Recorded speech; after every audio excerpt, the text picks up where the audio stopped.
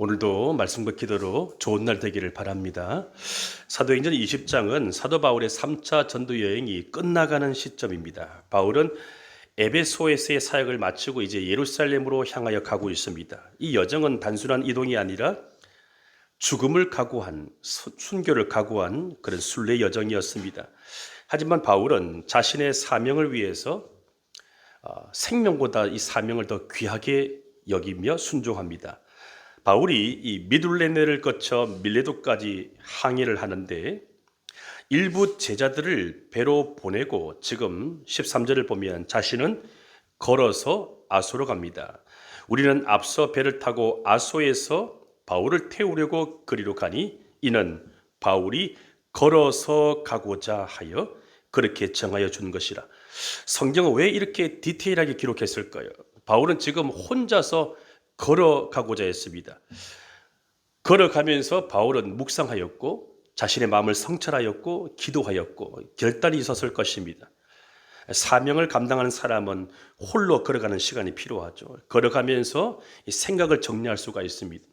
딱딱한 의자, 회의실에 앉아 있으면 더 복잡해지지만 사람은 발바닥으로 땅을 딛고 걸어가게 되면 이 뇌의 마사지 효과를 일으키면서 마음이 정화되고 또 생각이 단순해집니다. 바울은 혼자 걸어가고 싶었다는 것은 고독의 시간을 즐겼다는 것입니다. 군중 속에서는 하나님의 음성을 들을 수가 없습니다. 혼자만의 시간이 필요하죠. 오늘날 현대인들은 혼자 있는 이 고독을 즐기지를 못합니다. 외로움과 고독은 다르죠. 외로움은 혼자 있는 괴로움이고 고독은 혼자 있는 즐거움이에요. 우리가 예수를 믿고 하나님의 자녀라면 신앙생활을 하기 때문에 이 영성에 관심을 갖고 나만의 시간이 필요한 것입니다. 그때 일기도 쓰고 그때 찬송도 부르고 책도 읽는 가운데 나를 살피는 시간이 반드시 필요한 것입니다. 이 고독이라고 하는 것은 이 나 자신을 타인으로부터 분리시키는 거예요. 일상으로부터 분리시키는 겁니다. 그래서 분리시켜서 내 자신을 성찰하는 시간, 이게 꼭 필요한 거예요. 바울은 지금 수많은 사역 가운데 많은 사람들에게 얼마나 상처를 받았을까요? 에베소에서 복음 전하다가 신상을 만드는 사람들로부터 생기에 지장을 받는다고 고발을 당하고 소동을 당하면서 그 마음의 트라우마가 얼마나 많았을까요? 그러면서 이 바울이 혼자 걸어가고 싶었던 것입니다. 그래서 이 수련회를 영어로 리트릿이라고 하죠. 리트릿 뜻이 무엇입니까? 후퇴, 철수를 말합니다. 물러가다, 멀어져 가다. 가톨릭에서는 수련회를 리트릿, 피정이라고 이렇게 부릅니다. 비일상화를 통해서 자신을 성찰하는 것입니다.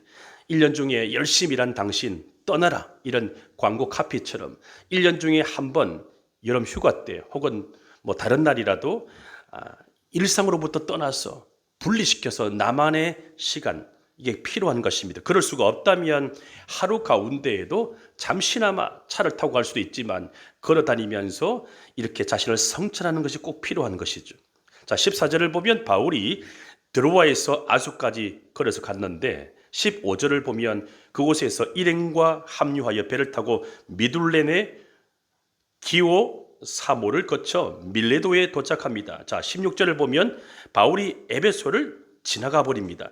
바울이 아시아에서 지체하지 않기 위하여 에베소를 지나 배 타고 가기로 작정하였으니 그 이유는 될 수 있는 대로 오순절 안에 예루살렘에 이르려고 급히 가미르라. 바울이 왜 에베소를 지나쳤을까요? 성경은 왜 이렇게 기록했을까요? 오순절 전에 예루살렘에 빨리 도착하여서 바울은 많은 사람들에게 복음을 전하고 싶었습니다. 성령 강림으로 인하여 교회가 탄생되었기 때문에 많은 사람들이 모이는 이 오순절 시기에 예루살렘에 가서 복음을 더 전하고 싶었던 전략 때문이죠. 이처럼 우리가 누군가에게 복음을 전하려고 하면 시간과 장소를 지혜롭게 활용해야 됩니다. 믿지 않는 가족이 있습니까? 그 가족을 전도하기를 원한다면 바울처럼 전략과 지혜가 필요한 거예요. 교회를 개척하여 이끌어갈 때도 마찬가지입니다. 누구를 타겟으로 삼을 것인가, 그리고 제한된 자원으로 어떻게 우선순위를 따라서 선택과 집중을 할 것인가, 이 지혜가 필요한 것이죠. 지금 바울이 에베소를 지나서 이 밀레도에 도착한 또 하나의 중요한 이유가 있습니다. 무슨 이유가 있을까요? 바울은 이 에베소의 교회를 사랑하였지만 이 전도의 사명 때문에 자신의 감정에 부정적인 영향을 주는 것을 스스로 차단했습니다. 자, 바울이 에베소에 가면 어떤 일이 떠오를까요? 바울이 전한 복음으로 인해서 아담의 여신상을 만드는 사람들이 이 바울 때문에 그 우상이 팔리지 않고 여신상이 팔리지 않으면 생기의 위협을 받는다고 그때 소동을 일으키고 군중을 선동하지 않았습니까? 그래서 바울이 연행되어서 끌려가게 되었죠. 그 트라우마가 떠오르지 않았을까요? 그 트라우마가 떠오르기 때문에 바울은 에베소를 지나간 거예요. 어떤 목사님께서 그런 간증을 했습니다. 열심히 목회를 하다가 교회를 어쩔 수 없이 사임을 하였다고 합니다. 사임을 한 뒤로는 그 목사님께서 하시는 말씀이 자신이 목회했던 그 도시와 그 동네를 지나가고 싶지 않았다고 토로하였습니다. 그 도시를 지나가게 되면 숨이 막히고 가슴이 벌렁거리고 힘들다고 토로한 것이죠. 왜 그렇습니까? 트라우마가 떠오르기 때문에 그런 것이죠. 트라우마를 극복하는 방법은 그 트라우마의 장소를 벗어나는 것입니다. 바울은 에베소에서 일어난 자신을 선동하고 연행한 그 사건으로 인하여 마음속에 아직 트라우마가 남아있었기 때문에 빨리 에베소를 지나가고 싶었습니다. 그래서 될 수 있는 대로 예루살렘에 빨리 가서 많은 사람들에게, 정상적인 사람들에게 더 복음을 전하고 싶었던 것입니다. 그래서 16절을 다시 한번 보십시오. 저와 함께 읽어볼까요? 16절 시작. 바울이 아시아에서 지체하지 않기 위하여 에베소를 지나 배 타고 가기로 작정하였으니 이는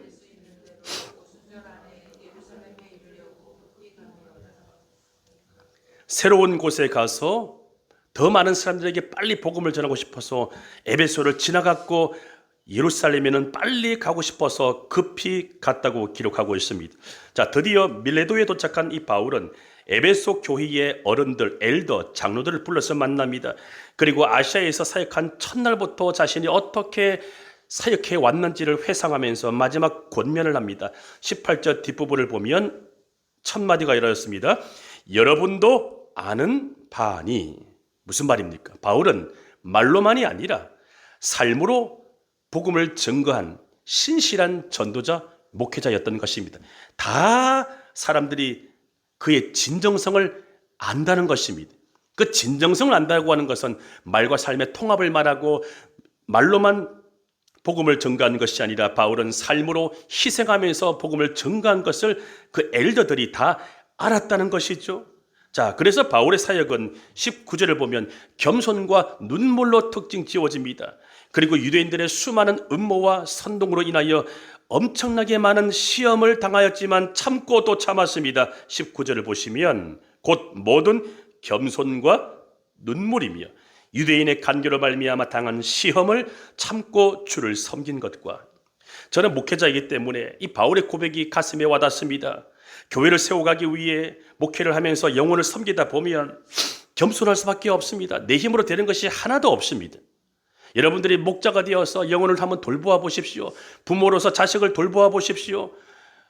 겸손하지 않고서는 감당할 수가 없고 눈물밖에 안 나오죠. 끝없는 인내, 참고 또 참는 일밖에 없습니다.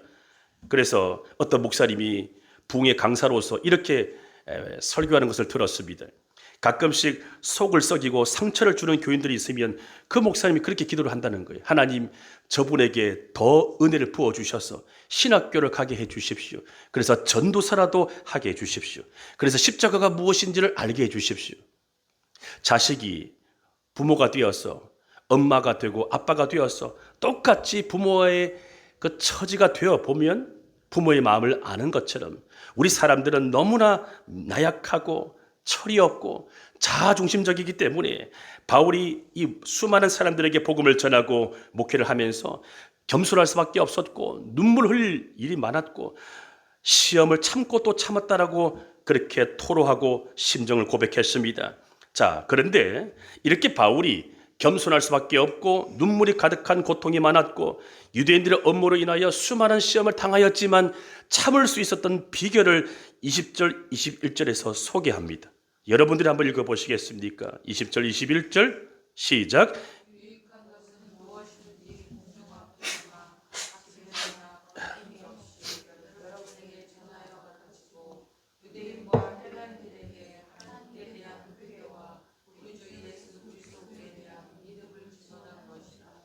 자, 20절 뒷부분을 보면 전하여 가르치고 21절 뒷부분을 보면 증언하는 것이라. 바울은 많은 사람들에게, 복음이 필요한 많은 사람들에게 유익한 것이라면, 한번 따라해 보실 거예요. 유익한 것이라면 사람들이 모인 공중 앞에서나 각 집에서나 거리낌 없이 복음을 계속 전하였던 것입니다. 루틴이죠. 하던 일을 계속하였습니다. 바울은 유대인과 헬라인 가리지 않고 사람에 대한 호불호가 없이 똑같이 다 회개하고 하나님께로 돌아올 것을 기대하여 하던 일을 계속하였습니다. 예수 그리스도를 믿을 것을 계속 증언하였습니다. 이 루틴이 중요한 거예요. 어떤 상담학자가 그런 말을 했습니다. 과거에 우리 한국 여성들은 우울증이 없었다는 거예요. 정말 없었을 거예요. 있었겠죠. 이 우울증이라고 한 단어는 한 30년 전부터 한국 사회에 쓰여지게 되었고, 요즘은 우울한 사람들이 너무나 많습니다. 전부 다 마음의 우울함을 다 갖고 살아가죠. 우울한 것은 영혼의 감기라서, 감기는 해마다 찾아오고 좀 컨디션 좋으면 없어지는 것처럼 마음속에 이 우울한 사람들이 오늘날 현대인들의 특징입니다. 그런데 옛날에는 이 자식이 많다 보니까 엄마가 그 많은 자식, 그때는 한 10명 정도 낳았죠. 자식 걱정에 우울할 수가 없었다는 것입니다. 그래서 심리학자는 말하기를 사람이 사랑 때문에 누군가를 걱정하게 되면 우울할 수 없다는 거예요. 한번 따라해 볼까요? 걱정하면 우울하지 않게 됩니다. 생각해 보십시오. 자식이 10명입니다. 그 수많은 자녀들을 물론 대충 키웠겠지만 엄마의 마음속에 얼마나 걱정이 많고 아버지의 마음속에 얼마나 걱정이 많았을까요? 그 사랑 때문에, 책임감 때문에 걱정하게 되면 우울할 시간이 없었다는 그런 학자의 통찰이 있었습니다. 한번 그 말을 뒤집어서 생각해 보면 지금 나에게 우울한 마음이 찾아올 때 한번 깊이 생각해 보십시오. 이 우울한 마음이 생기는 것은 혹시라도 이것이 나에게 사치인 것은 아닌가? 사치를 부리기 때문에 내가 우울한 것이 아닌가? 우울할 시간이 없고 낙심할 겨를이 없다면 우울과 낙심을 버티고 견딜 수 있지 않을까요? 그래서 우리에게는 걱정도 필요하고 염려도 필요하고 십자가도 필요한 거예요. 나를 위해서. 제가 예전 교회에서 늘 목회할 때마다 그 목자들에게 어떻게 동기부여를 했는가 하면 나를 위해서 목양하는 것이 아니라 그 사람을 위해서 목양을 하지만 결국 그것은 나에게 유익한 것이라고 동기부여를 한 것이 있었습니다. 사람들을 전도하고 섬기고 목양하다 보면 에너지가 빼앗기지만 사실은 그것이 나에게는 유익한 것입니다. 이어서 바울은 자신이 이렇게 사람을 두려워하지 않고 사람을 가리지 않고 호불호가 없이 복음을 전파하게 되는 그 열정이 어디서 나왔는지를 고백합니다. 22절, 보라 이제 나는 성령에 매여 예루살렘으로 가는데 거기서 무슨 일을 당할는지 알지 못하노라.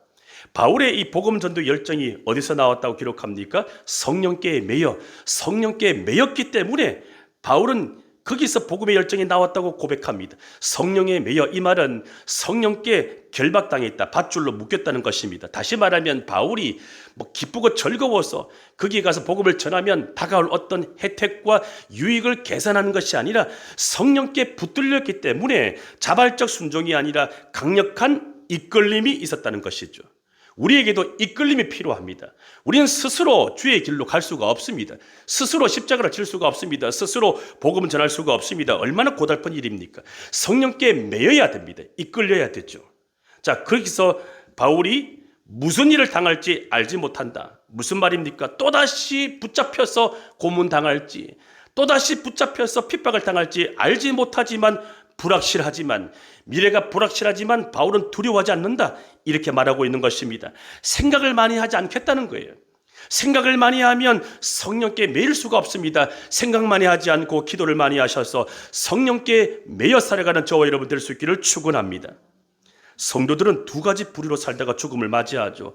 성령께 매여서 자신의 사명을 감당하든지, 아니면 자기 생각에 매여서 사명을 감당하지 못하고 중도에 포기하든지. 저와 여러분은 어떤 부류입니까? 왜 많은 사람들이 사명을 감당하지 못하고 중간에 하차하고 포기할까요? 성령께 매이지 않고 자기 생각에 매이기 때문에 그렇습니다. 갈라디아서를 보게 되면 성령으로 시작하였다가 육체로 마치는 사람들을 바울이 경고합니다. 수많은 사람들이 성령으로부터 시작하였다가 육체로 마치는 사람들이 너무나 많습니다. 바울은 성령께 매여 살았기 때문에 어느 도시를 가서 전도를 하든지 투옥과 환란이 기다린다고 성령께서 미리 알려주셔도 두려워하지 않습니다. 23절을 보십시오. 오직 성령이 각 성에서 내게 증언하여 뭐라고 기록하고 있습니까? 결박과 환란이 나를 기다린다 하시나. 또 다른 곳에 가서 복음을 전하면 또 밧줄에 묶이게 되고 환란이 있지만 그렇게 성령께서 미리 알려주셔도 바울은 두려워하지 않습니다. 이게 바로 성령께 매여 사는 삶이에요. 성령의 인도는 결코 평탄한 길이 아닙니다. 만사형통이 아닙니다. 하지만 성령의 인도는 우리에게 고난과 환란을 말씀하실 때가 있지만 그것을 감당하게 하시죠. 감당하는 것이 중요합니다. 통과하는 것이 중요해요. 성령께 매여 있는 이 바울에게 성령께서 앞으로 너에게 결박과 환란이 있다고 알려주시지만 바울은 뒤돌아서지 않고 자신의 사명에 충실합니다. 그래서 24절은 바울의 신앙 고백이 절정에 이르는 매우 아름다운 감동적인 고백입니다. 저와 함께 24절을 같이 한번 큰 소리로 읽어보기 원합니다. 시작. 내가 달려갈 길과 주 예수께 받은 사명,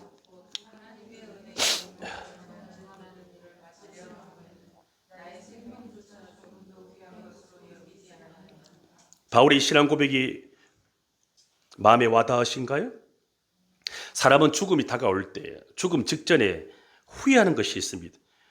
목사는 수많은 사람들의 장례를 치르지 않습니까? 마지막에 어떤 후회를 하는가 하면 내가 사명을 위해 살지 않고 돈과 이익을 쫓아 살아온 것을 후회하죠. 예수 잘 믿지 못하고 사랑하며 살지 못하고 사명을 위해 살지 못하는 것을 뒤늦게 후회하며 그렇게 마지막을 보내는 것을 많이 보았습니다. 한 가지 얘기를 하고 마무리하겠습니다. 1952년 미국에 짐 엘리엇이라고 하는 20대 청년이 있었습니다. 미국 유명한 대학 휘튼 대학의 엘리트였습니다. 하지만 그 짐 엘리엇이 친구, 동료 4명과 함께 남미의 에콰도르 미전도 종족에 가서 복음을 전하기 위해 선교하러 가게 됩니다. 헬리콥터를 타고 와우라니 부족 그 마을에 들어가서 이제 그 선물 꾸러미를 준비해서 이제 도착하였는데 예상치 못한 일이 벌어졌습니다.